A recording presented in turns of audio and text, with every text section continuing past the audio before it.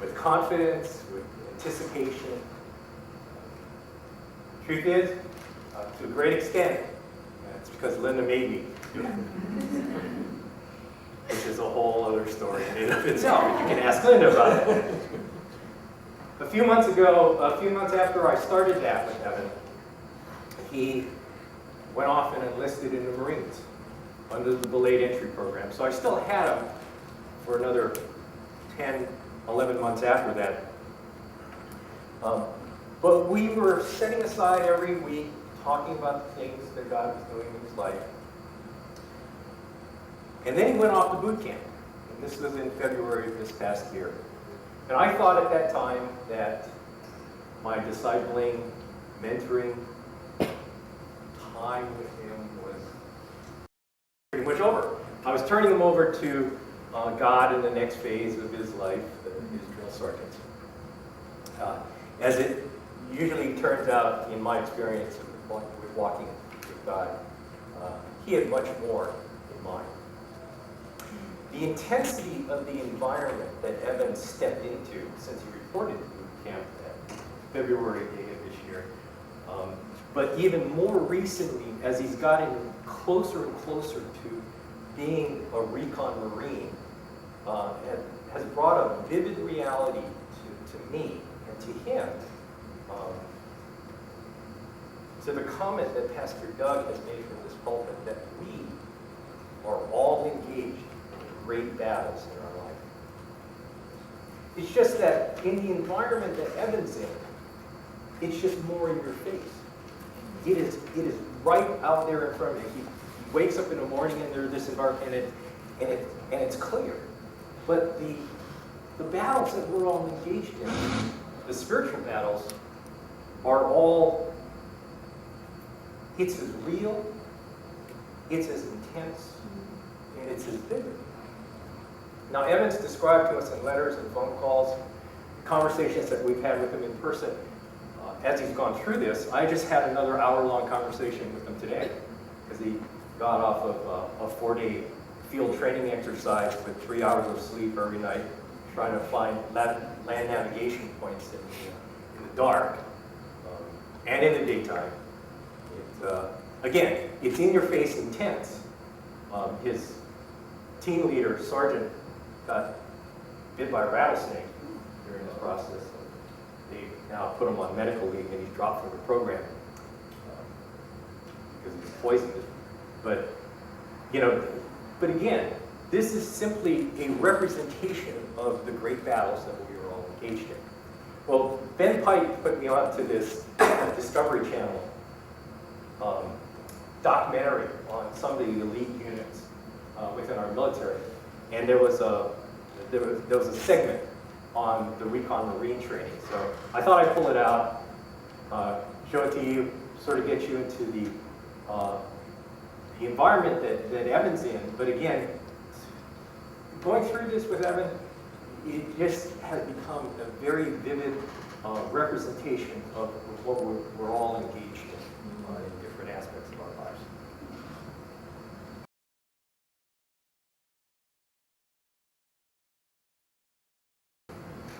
Makes me tired, exhausted just watching. This is meant to be a recruitment session for the Marine Corps. Though I have turned over some of your names into the local Liverpool office. Those of you who are soft and out of shape, sloppy. I can add some names to that if any of you have any suggestions. Yeah. Yeah. Yeah. Hoorah. It's all mental. It's not physical. It's all mental. For those of you who do not enlist, again, I've come to realize in walking Evan through this, as his father and as his discipler and his mentor, that we do find ourselves really in very similar, in a very similar process to what Evan is in. And it's because of these similarities that I presented this, that I prepared this presentation. Things that his trust and perseverance developed under God's loving hand. So takeaway number one in this process for us was we often see our calling as the goal, and again, as correctly hearing and obeying God, which are good things. And that's part of it. But it's a very small part of the real call that God has in our life. Actually, what we see of our calling is simply the venue. For us as individuals, I'm not saying that everyone needs to be a recon marine. For Evan, he needs to be a recon marine, or at least he needs to go through this process, because that is the venue in which God accomplishes his broader kingdom call in Evan. And it's perfect. That venue, that calling that we see is perfectly designed for us to develop what he wants to develop in us. So it's a good thing to be called to a situation. I'm not saying that it's a good thing to be called to a certain marriage, it's a good thing to be called to a certain job, it's a good thing to be called to a certain situation in life. But that is, in God's view, that is simply the venue. The perfect venue. And it is the perfect venue because God engineers it for us as individuals to forge this higher kingdom calling in our life, which is to mature and become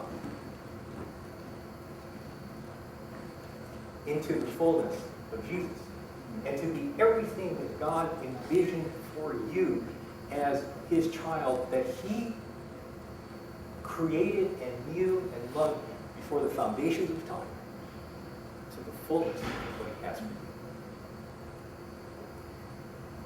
Well, as we were walking Evan through this whole process, and it's taken a while. I mean, these things don't come out. I mean, again, that whole second phase of boot camp was a dark time for him. And it crushed us because we were simply getting letters a week later. And there was no way we could respond to them. And we had to turn them over, and we had to trust God through the whole process too. But this whole thing leads to Rick's corollary. Now, Rick is a friend of Ed, whom he met in infantry basic training, which is the stage after boot camp. Rick also is a Christian who believed he was called to the Marines and to be a recon Marine. When Evan was training physically for those 6 to 9 months before he showed up at boot camp, Rick was breaking off his impending marriage to join the Corps. This is how much Rick believed that he was called. He was engaged, and he didn't leave her. He went through the process of discussing what he felt was God's call on him to go to the Marine Corps and be a recon Marine. And she didn't want to have any part of it. So they ended their engagement. Unlike Evan, however, Rick dropped out of the recon program. And even to this day, even to today's conversation with Evan is still struggling with this because he does not understand, and I don't have the full answer. Say, well, what happens when was it because Rick made a mistake? He didn't hear from God. He wasn't called to the Marines. He wasn't called. He threw away God's primary calling, which was to marry his fiancée.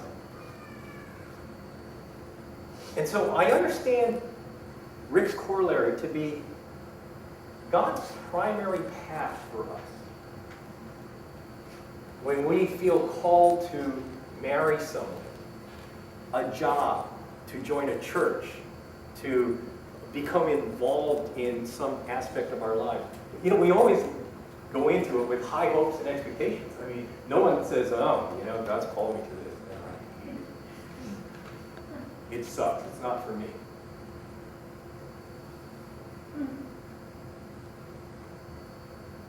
God's primary path, this calling that we identify,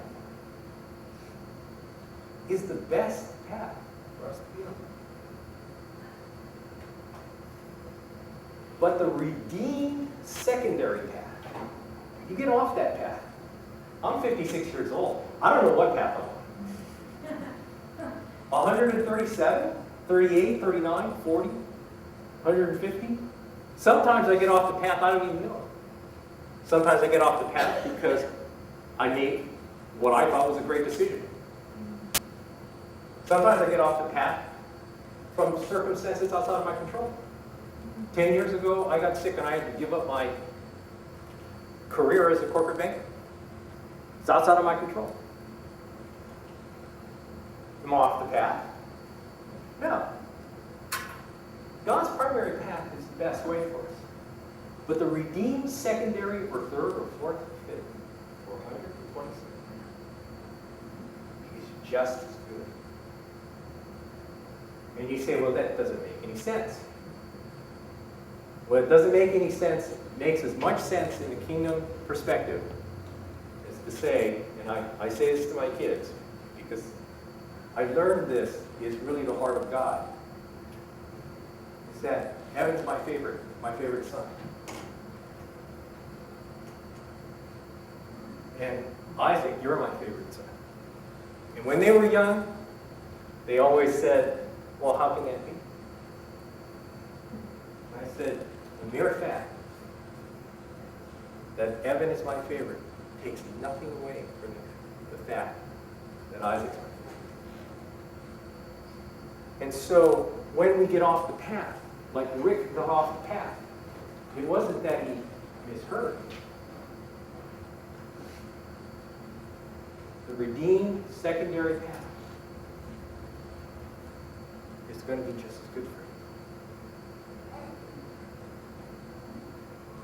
you. Another really wacky, paradoxical way to put it is that you are called to wherever you find yourself to be.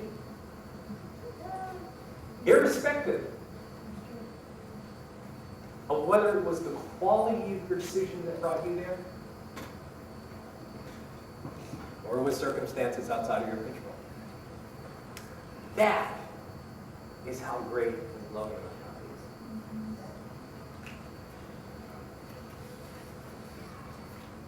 So the failure rate, according to the video, is 50%. It's actually higher because the stage that Evan went to after basic infantry training was something called the Recon Indoctrination Program, where they went through a lot of the exercises that you saw that they're running into a basic recon training. But what they did was they set this thing up where they just pushed them physically over to get them physically prepared so that when they went into the basic recon course, which is what the video was on, and which is the stage that Evan was in, that Evan is in right now, they could spend more of their time focused on learning the actual technical skills and less of their time worrying about being in top physical condition. And also, as the instructor said, the goal is mental training, as it is with us. We ask why God doesn't heal instantaneous, why he doesn't kill bosses that are making our lives hard, or spouses. Hey, I've been there. I have been there. I can't remember exactly. I was having a conversation with Pastor Doug. Linda and I went through